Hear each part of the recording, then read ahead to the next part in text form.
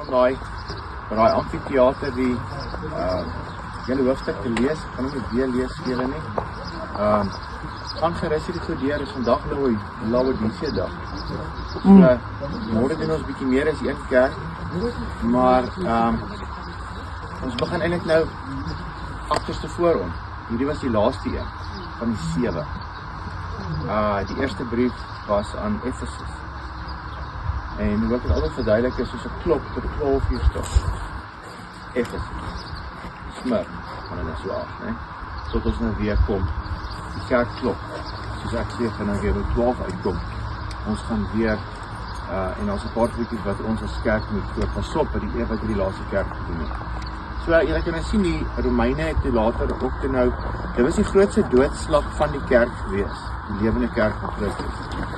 Is toe die vyand nou sien, dat met vervolging, wen ons nie, die kerk word net al hoe sterker.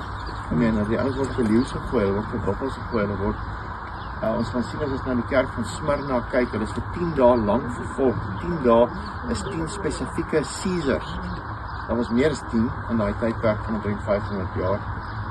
Maar daai 10 spesifiek het duisende Christene doodgemaak. En toe die ander koninkryk van duisternis sien, dit werk nie, dit gaan nie gestop word nie. Toe sê hy net eenvoudig, well, if you can't beat them, join them. En dis toe wat jy gebeur. Dis toe te join. Vandag sien ons nou in ons kerke, vandag tradisionele kerke, baie van die simbole en al daai tipe goed. Martin Luther het 'n groot werk gedoen om weg te breek. As ons kyk na die kerk van Sardes, weg te breek, maar klomp van daai tradisies is saamgebring van wat hier gebeur het. Kyk al daai reëls en regulasies van die kerk, het dit gewerk? Nee, verstaan nie meer nie. Verstaan julle? Jy kan al daai reëls en regulasies kom, dit gaan nie werk nie. So elke kerk, as Jesus nou die brief skryf, en Johannes skryf die brief, is in 7 opgedeel. Alles is 7 met die Here, kan jy glo? 7 skepingsdae, 7 koninkryk gelykenisse, 7 kerke. Elke kerk is in 'n struktuur van 7 opgedeel. Iets interessant voor ek vergeet, as jy kyk het daar waar ons ingekom het, het ek ook afgeneem van al die ouens wat die opgrawings hier gedoen het, wat ons kan sien wat ons vandag sien, maar een van hulle was 'n Christen, Sir William Ramsay, hy was van Scotland Yard, hy het in die vorige eeu, in die 18de eeu, het hy hier toe gekom en soos 'n speurder, kom navorsing doen, en al hierdie goed gekry, soos hy kry, en dan die 4voudige betekenis vir die kerk, glo hy net in nie een nie, verder glo hy in al 3, so elke kerk, daar was 7 se kerk, ons sit vandag hier, nee? En glo my, daai eerste een, 60 jaar na Christus, wat hier geplant is, het nie 'n gebou gehad. Nou, dit was onder Romeinse gevolg. Hierdie een is eers 'n paar honderd jaar later gebou. So Konstantyne bygekom. Hulle was gevolg. So, daar was 7 sulke kerke wat die probleme al begin het. Sommer in die heel begin. En die uitloop van daai probleem kan ons vandag sien. Alright. Dan is dit van toepassing op elke kerk vandag. Dan is dit toepassing op my en jou, persoonlik. So homiletiese toepassing, 'n persoonlike toepassing. Op my en jou in ons eie lewens. As ons eerlik na onsself kyk in 'n spieël. Met onsself praat oor ons verhouding met die Here. En dan vierdens, waaraan Sir William Ramsay nou nie geglo het nie, is die profetiese profiel van die kerk. Ons is nou in die tydperk van Laodicea. Vanmiddag het die teoloog gepraat, sê my kan nie aan my saamstem nie, want daar is dan nou nog vervolging van mense so Smyrna. Dit is natuurlik. Onthou, elke kerk is op elke kerk vanaf van toepassing. Is in mekaar ingeweef. Maar ons is nou van die 1900 af, 1900 af, is ons in die tydperk, plus minus 1900, van Laodicea. So kyk nou Hebreërs 6 vers 1 en 2, wat hy sê, ons moet nie bly by die begin van die prediking van Jesus Christus, en ons moet voortgaan na volmaaktheid, is wanneer die kerk nou weggebreek het uit die Romeinse 1000 jaar duisternis, toe Martin Luther die wonderlike lig gesien het, jy kan nie uit dooie werke voordien, het ons aanbeweeg tot waar ons nou is. Ek gaan nie te diep daarvan gaan. Maar so die struktuur van elke kerk. Eerstens is dit die naam van die kerk te beteken. En dan kyk daarna, die titel wat Jesus gebruik vir homself. Baie belangrik. By die kerk groet. Dan kan jy klaar die probleme optel. Lof, hulle het vereer vir wat hulle goed gedoen en reg gedoen het. Kommer, toestand van onrus in die kerk. Dan 'n vermaaning of 'n bemoediging. Hang af wat jy gedoen. En dan belofte vir die oorwinnaar, elke brief gelukkig sê, hoor jy, as jy jou bekeer, gaan dit nog stop. Alright. En dan eindig almal, hy wat 'n oor het, wat hom hoor wat die Gees vir die gemeente sê. Alright. So, dan die viervoudig betekenis, ek moet klaar vir julle verduidelik. Ek gaan nie weer die hele skrif lees nie.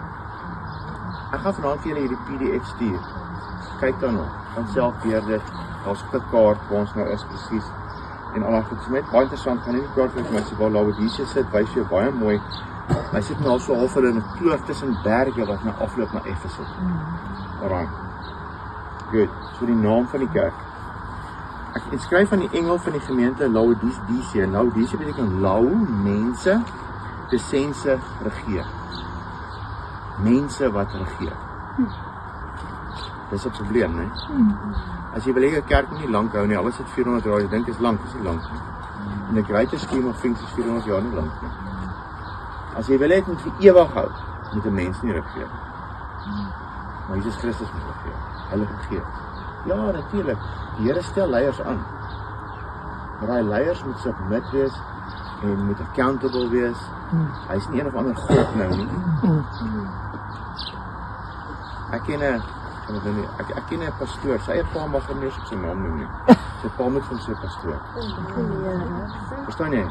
Dit is hoe dit raak met mense. Dis wanneer mense regeer. Alright, dis nou maar net 'n voorbeeld. So beteken die regering van mense, beheer deur mense, die selfbevredigende kerk. Die selfbevredigende kerk wat deur mense of deur die mense beheer word. En jy weet wat dink God daarvan? Hy sê ek spoeg jou. Eintlik is die woord daar, Tinus in sy boek sê dit, eintlik is mos jou boek wat jy sê, hy kot jou. Dis eintlik wat dit is, nie spoeg. Spoeg is nog 'n mooi woord. Spoeg in die 33-53 vertaling. Klink so mooi. Hy spoeg uit. Nee, hy kot jou uit. Nee, Jesus, nee, kan ek vir jou vertel, die Here, nee, hy praat brutaal reguit eerlik. Mense versag tyd op dit. Alright. So, agtergrond gaan ek nou nie vir jou baie gee nie, want John het vir ons baie gegee. Tekstiel, swart wol, oogsalf hierso, wat hulle oftalmiese salf wat hulle gehad het, wat hulle 'n Frigiese poeier het nou dit genoem. Baie goed was vir jou oë. Alright. En ek gaan nie vir jou die agtergrond gee nie. Want dit is nou baie gehoor. En die ekonomie gee nie. Die titel wat Christus gebruik is my baie mooi. Nou, hy sê 'n struktuur van 7 opgebou, die naam van die kerk en dan die tweedens is die titel wat Christus gebruik. Dit sê die amen. Amen beteken dit is so. Die ek is. Die getroue en waaragtige getuie, die begin van die skepping van God. Amen is die getroue en waaragtige, die begin van die skepping van God. Hoor dit sê in Jesaja 41:4. Wie het dit gedoen en wie het dit tot stand gebring? Hy wat die geslagte roep van die begin af. Ek, die Here, die eerste en by die laaste is ek dieselfde. God sê vir ons in hierdie tydperk, op my en jou van toepassing vandag, vir die kerk vandag, sê hy, luister nie, ek was in 'n kerk gewees en sê, nee, maar daar is tog ruimte vir evolusie. Nee, daar is nie ruimte vir evolusie. Daar is ruimte vir God.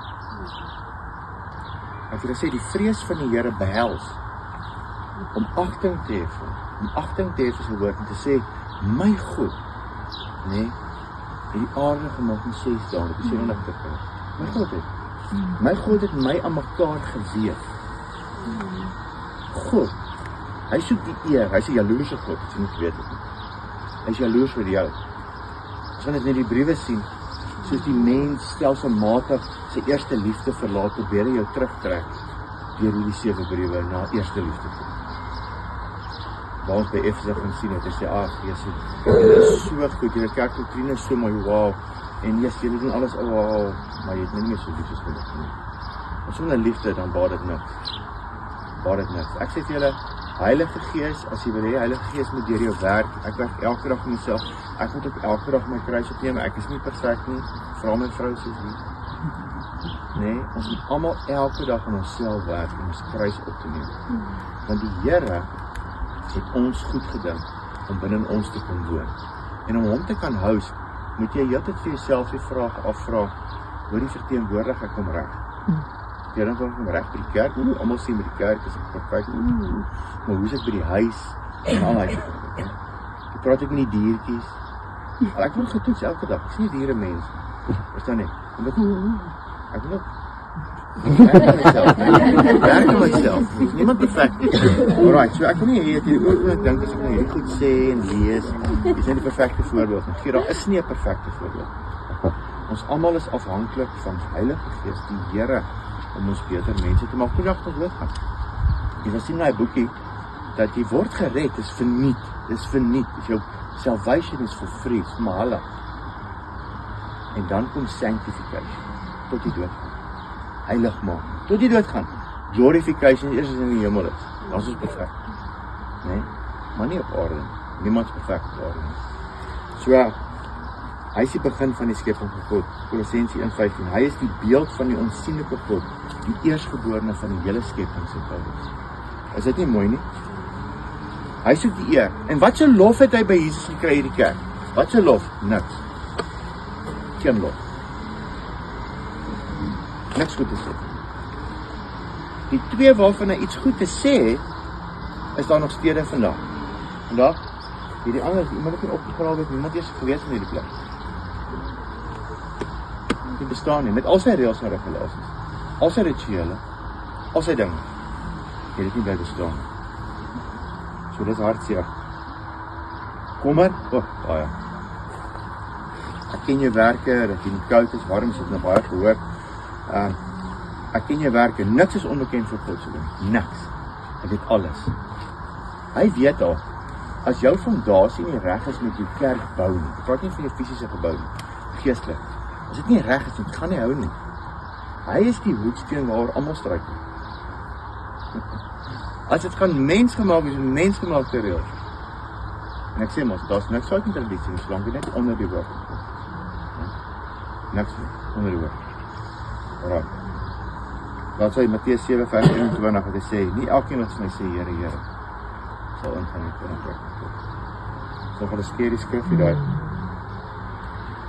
Openbaring 3:17 en jy sê ek is ryk en ek het verryk geword en ek het nou niks gebrek nie en ek weet dat jy is ellendig en jy bent swaardig, arm en blind. So op 'n stadium, jy sal sien daar buitekant, so 67 na Christus is die hele plek deur aardbewing gaan. En keiser Tiberius daarvan wat toen in Israel was, het gesê hoe ons sal help finansiëel. Ons sê nee, ons is nie nodig, ons het self doen. Self opgebou weer. So sê dit hierdie. Ons sê dit. Die vermaning, ek raai aan om vir my te koop goud wat deur vuur gelouter is, sodat jy kan ryk word en wit klere dat jy kan aantrek en die skande van die openbaring salf in die oë te kan sien. Sien jy nou net? Bokke wat swart materiaal hier, sê God, ek raai aan om by my aan te trek. Moenie laat jou, ek gaan nou nie in diepte daarin nie, maar hier is soveel tekstiel gildes gewees hier. Om jou goed te kon verkoop, moet jy aan daai bende behoort. Net dat kan mekaar help. Van vandag nog so in besigheid partykeer, né? Maar die Here sê, maar ek raai aan om by my te koop. So dit gaan jou kos. Dit gaan jou kos om hom te dien. Né? Jy gaan ook nie so goed finansiëel daarvan afkom nie. Of jy kan compromise. Hy is die eindelike smelter en prys sy goud. Ek gaan lees aan Psalm 19 as ek jou stuur. Die bruidegom bied sy kleed aan, wit teenoor swart wol. Dat het gister vir julle ook gelees, nie? Bewaar jou kleed. Bewaar jou kleed. En hoe bewaar ek my kleed? Deur 'n reine, onbesmette verhouding met God. Nie deur jou werk nie. Werke kom van nature, nadat jy die Here aangeneem het, sê die boek Jakobus, maar dit is my vreemd dat jy sê jy is 'n Christen, maar lyk nie vir jou is nie. Dit gaan nie so, jy word gered is vir nie. Die werke sal daarvan uit voortspruit van self, dat jy begin mense dien, en jy word nie altyd bedien nie. In die begin bedien God jou, maar dan later begin jy dien. Nee? En hy bedien my heeltyd, hy bedien my ook, as ek stilte tyd het, dan bedien hy my. En ek word elke keer bederf as ek iemand anders bid. Hoe is ons dit nie? Maar dan dien jy ander mense. En die groot geneesheer bied sy salf aan sodat hulle kan sien. Matteus 6:22. Die lamp van die liggaam is die oog. As jou oog dan reg is, sal jou hele liggaam reg wees. Nee? Jy sal wat salf wat jy kon koop vir jou oog, ek weet dis waarom ek's altyd klaar. En dan gee hy eerder vir jou die woord. Die woord vir die lamp vir voete wees. Die woord van God, baie belangrik. Openbaring 19, kyk, ek staan by die deur en ek klop, en as iemand my stem hoor en die deur oopmaak, sal ek ingaan na hom toe, sal maaltyd hou. Ek gaan nie oor die maaltyd praat nie, maar net 'n bietjie koeler is dalk op die bus, nee, gaan ek oor die maaltye praat. So hy nooi jou vir 'n maaltyd. Mark het vir jou gesê in Lukas 14, wat sê die kerk toe van daai maaltyd? Nee, ons is besig. Ons is bietjie besig hoor. Kan nie nou nie? Hy sê, wel, dan gaan ons op die straat en roep ons die hoere en die tollenaars. Hulle sê nie in die Bybel die swak vrouens. Die Bybel sê ons is. Alright. So die kerk word genooi, maar ons het verskonings. Alright. Dan, belofte aan die oorwinnaar. Aan hom wat oorwin, sal ek gee om saam met sit op die troon, soos ek oorwin het, sal die troon. Op wie se troon? Hebreërs 1:3. Hy wat die afskynsel van sy heerlikheid en afdrukkings van sy wese en alle dinge dra deur die woord van sy krag, nadat hy deur homself die reiniging van ons sondes bewerk het gaan sit in die regterhand van die Majesteit. Maar nou sê hy in die boek van Efesiërs, jy moet uit hemelse plekke rein saam met hom. Jy's genooi om saam met hom op die troon te sit. As jy die koninkryk verstaan en die seels van die koninkryk verstaan, het jy die autoriteit om sy naam te gebruik. En saam met hom te heers hierdie kant van die ewigheid. Right. Vermaning.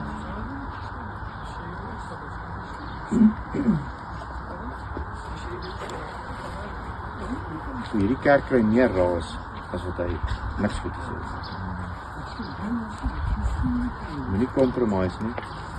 Nie eerste liefde wat nie, ek gaan nou sien. Van Efese af, is nou reg omgeloop. As jy jou eerste liefde los, is dit baie maklik om te compromise. En voor jy oë uitvee, is jy in die bed met die wêreld. En dan voor jy oë opvee, dan sê jy se Christen, en sê, hoor jy het 'n naam wat jy leef, maar ek sê jy dood. En nou wat doen hy dan spoeg vir jou? Alright. Ons moet almal pas op. Hierdie kerk het nie geluister nie. En was nog baie geskiedenis oor dit. Maar nog steeds in hierdie tydperk wat ek in leef van die Laodicense, die mens wat beheer en ook dan nou die eie ek. So baie belangrike ding wat ons voor moet pas op vandag is die tydperk van humanisme, entitlement. Nee? En dan is so vinnig gepraat oor ek gaan daarmee stop. Ons moet onthou dat as jy 'n weergebore Christen is, kan jy baie goed beter verstaan. Selfs die huwelik. Ons het nou gepraat daaroor, nou maar hoekom was daar so neergekyk op vrouens? En jy nou eers begin vrouens bietjie reg kry. Met 'n reg te kry. En die ou daar in die kombuis afsloof, klere was met die hand, deur die eeue, wat ook al. Maar is omdat ons nie die Here ken. Daai is 'n vloek van Genesis 3 af. Wat hy moet sê met die val van die mens. Man, jy sal buig nou. Vrou, jy ook. Jy sal met moeite. En jy sal onder jou man wees.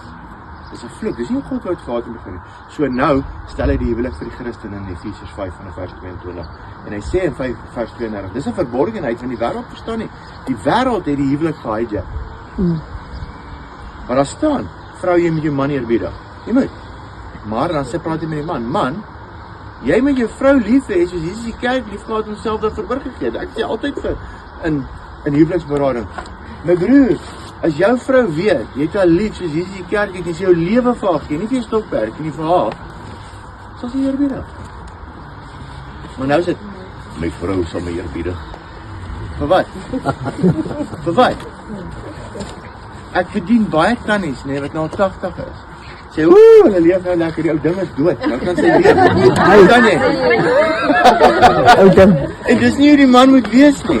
Dis nie wat die Bybel sê nie. Hy sê, dit is 'n verborgenheid. As jy dit geestelik doen, en die man en vrou is equal, dit raak nou baie warm, ek wil graag oor praat, maar ek kan nie. Ek sal later met julle praat, herinner my daaroor. Praat ons besig. Ja, kan ek maar, so ruk jy 3 sekondes. As 'n man sê jy daaroor praat. Okay, dan gaan ek anders. So, hy sê is 'n verborgenheid. Hoekom is maar 'n verborgenheid? Hy sê in Maleagi, nee, sê hy vir die Maleagi 2, sê hy vir die Jode, julle wil by my weet hoekom neem ek nie meer julle gebede aan nie. Kom, ek sal vir julle sê hoekom nie. Want julle is ontrou aan die vrou van julle verbond. Nou sê die ouens, ja, maar Ou Testament. Ja, maar 2 Petrus Dan moet die skrif jou mooi onthou. 2 Petrus 1:7 sê, manne, julle moet julle vrouens eerbiedig as 'n mede-erfgenaam sodat julle gebeure nie sonder word. Nee? Wat is 'n mede-erfgenaam? Dit beteken Matteus 22. Probeer hulle vir Jesus vasvra oor die huwelik. Hulle sê hy vra vir Jesus. Nou hierdie vrou was met die ou getroud. Hy is dood. Die trou sy met die boetie. Nog dood. 7 van hulle later, almal dood, sy is nou almal getroud. En sy is dood. Nou maar met wie sy getroud in die hemel. Ek dink Jesus net so, kyk, jy probeer dan God vasvra. Wat sê vir hulle? Dis hoekom julle dwaal. Julle ken nie die skrif nie, ook nie krag van God nie. In die eerste plek is ek nie God van dooies nie, maar ek is God van lewendes. Ek is God van Abraham, Isak en Jakob. In die tweede plek trou niemand in die hemel, dankie Here. Nee, ons trou nie in die hemel nie. Nee, ons trou nie in die hemel nie. Ons is almal soos die engele, nie engele nie, soos die engele. Ons is geslagloos. As die dag dood gaan, daar's 'n ouma. Nee, ons is dan soos die engele. Dis nie 'n man of vrou nie. Dis die verborgenheid. Op hierdie aarde is jou vroutjie in 'n vrou se liggaam. As die swakkere. En jy's in 'n man se. Jy moet eerbied hê vir dit. Want jy is mede-erfgename. Jy's nie al baas nie. Julle is saam in die ding. Sy sal jou eerbiedig as jy haar behandel soos 'n mede-erfgenaam. As jy haar nie verdruk nie. As jy true is. Baie vrouens sê my, ek byt maar vas. Want die Bybel sê ek mag nie skei nie. Ek sien nie mense om skei nie. Hoor my mooi. Maar as jy Efesiërs 5:22 klaar pluk, dan het jy klaar ekbreek gepleeg. Ekbreek is nie seksueel nie. Ekbreek is wanneer jy nie jou vrou eer nie. Dan word jou gebede verander. Dis nie wat ek sê, die Bybel sê. Die Bybel sê, takes 2 to tango. Jy moet jou vrou eerbiedig, jy moet haar oppas, jy moet na haar kyk, jy moet haar respekteer. Anderste staan nie verborgen. Anderste is probleme. Eerste huweliksberading wat ek doen is nie om in die man die vrou verneker, die vrou die man verneker. Gaan daaroor. Hy eerbiedig sy ma en pa meer as vir die vrou eerbiedig. Of wat ook al. Dat is baie goed. Dis nou maar 1. Louis Herbert aan die 80's al gesê, die grootste oorsaak van egskeidings in Suid-Afrika is onskuldige skoonma of skoonpa. Onskuldig. Dit is altyd onskuldig. Ek weet ek trap nou op tone hier, so ons is almal lief vir ons ouers, moet ons ouers eer. Maar God het die huwelik ingestel. Op God se reëls. Die probleem is ons speel rugby op cricket reëls. Maar verstaan ons hoekom dit nie werk nie. God het gesê in die heel begin, die Bybel begin met die huwelik en eindig met die huwelik. Hy sê die man en vrou sal sy ouers verlaat. Nie miskien dalk nie. Sal. En ek en Elsie kan vandag met alle eerbied oor hierdie goed praat, ons is deur altyd goed. Ons is deur die goed, ons verstaan die goed. En ons het nog steeds moes ons leer om ons ouers te eer. God sê dit in Efesiërs 6:1-2. Daar's dit nie eer jou goeie pa ma nie, daar's dit eer jou pa ma. Ja, ek moes al ouens bedien, definieer eer. Wel, eer die Here vir die feit dat hy man se liggaam gebruik om jou hier te kry. En hy vrou se. Maar God jou regte pa. En hy sê jy is jou aardse ouers eer. Nee, God sort uit. Hy sê uitsorteer. Nou is nou in 'n neutedorp. Ek weet nie hoe ons op dit gekom het, ons is nou by Laodicea. Ja, nee, maar dit is belangrik. Sien, Wow. ek vat vinnig 'n rabbit trail. Hoorie? Dankie, Kyk net hierso, né? Vandag bestaan nie niks nie. Mag dit nie met ons gebeur nie. Mag ons in hierdie einde van hierdie tyd opstaan vir die Here. Mag ons nie compromise nie. Mag ons by hom koop. Mag ons sien soos hy sien. Mag ons vrees hê vir hom, vir my die belangrikste. Hoe hy homself voorstel, is die belangrikste. Hy is die een wat die hoof is van die skepping. Hy het hierdie aarde gemaak. Die aarde is plus minus 6600 jaar oud. En 4000 jaar terug was daar 'n vloed. Nie miljoene biljoene nie. Daar's nie ruimte vir dit nie. Nie as jy God wil eer nie. Amen. Kan ek vir ons bid? Daar's hy. Vader, ek loof en prys U naam vandag. Baie dankie vir die voorreg om vandag hier te kan praat oor U en U naam te verheerlik. Tussen al die ander goed wat iets anders verteenwoordig. Here, mag ons U as die enigste waaragtige God dien. U is so goed vir ons, Jesus. Hy's sag, hy's goed, maar hy's ook staal. Hy kan nie gebreek word. Die woord is waar. Die woord gaan mense oordeel. Daai swaard wat uit die mond uitkom, is die woord gaan ons oor ons gevoel staan. Here, maar mag ek en my boeties en sissies, wanneer ons die dag voor U staan, in die oë kan kyk en sê, ja Here, ons het U woord geglo. Ons het U eerbiedig. Ons het U so lief. En mag U liefde deur ons werk. Here, ja, en help ons elke dag om ons kruise op te neem. Vader, niemand van ons is perfek nie. Help ons, Here, om nader aan U te kom en 'n beter mens te wees as Christus was voor U. As eer die naam ons loof. Join the herd. You know a million sheep will be dispersed by one lion's roar. By one lion's roar. Either step aside, for every God knows everything will crumble under his blows. You think yourselves weak, pathetic and overrun, and that all you've bled for is coming undone.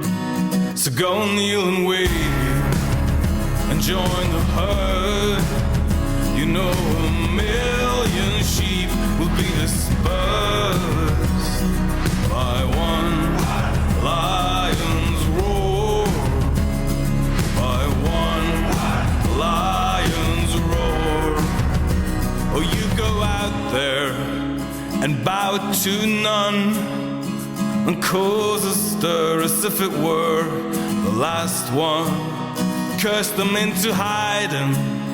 These thieves won't believe the wave we're riding. So go kneel and wait and join the herd. You know a million sheep will be dispersed by one lion's roar. By one lion's roar. Ero destinato a diventare un pilota soldato. Ero destinato a diventare un poeta, un aviatore. Ero destinato a guidare l'uomo per conquistare la città eterna con una spada fiammeggiante. So go kneel and wait and join the herd. You know a million sheep will be dispersed. Go kneel and wait and join the herd. You know a million sheep will be dispersed by one lion's roar. By one lion's roar. So go kneel and wait and join the herd. You know a million sheep will be dispersed. Oh, by one lion's roar. By one lion's roar. So go kneel and wait and join